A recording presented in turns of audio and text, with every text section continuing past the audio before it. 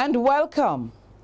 So the elections are almost here, and it is safe to say that the level of abuse that will be dished out will significantly increase, especially given that we are a country of largely illiterates, and that's my opinion.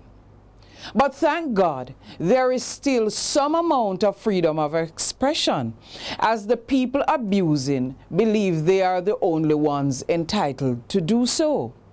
When pictures of the halfway tree crowd surfaced, even while the meeting was in session, I was mindful of the voice of the then Beverly Manley's voice on a PNP advertisement in 1980 saying 150,000 strong can't be wrong. But they were wrong, very wrong.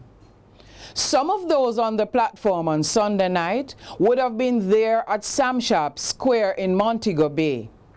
And despite that massive crowd, Michael Manley's PNP was wiped out in the election results, 51-9.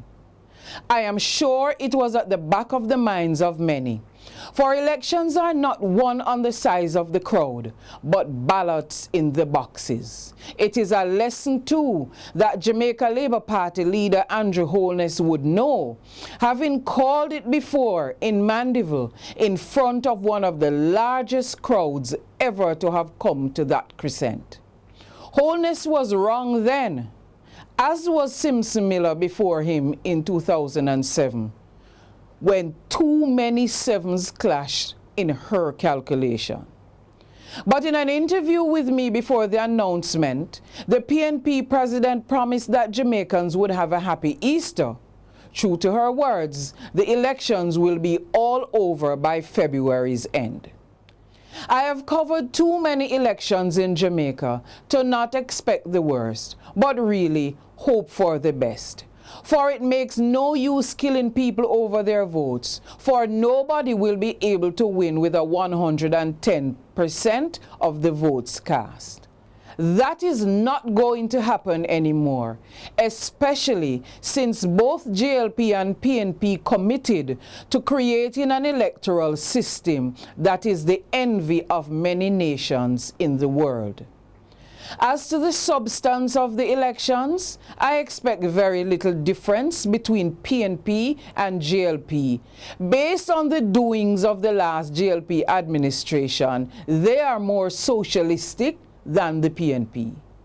For it was the JLP administration led by Bruce Golding which removed user fees from hospitals and tuition fee from secondary schools. These are costs we cannot afford to sustain, and which the PNP administration should have reversed, but it was not politically sexy or sound to do so.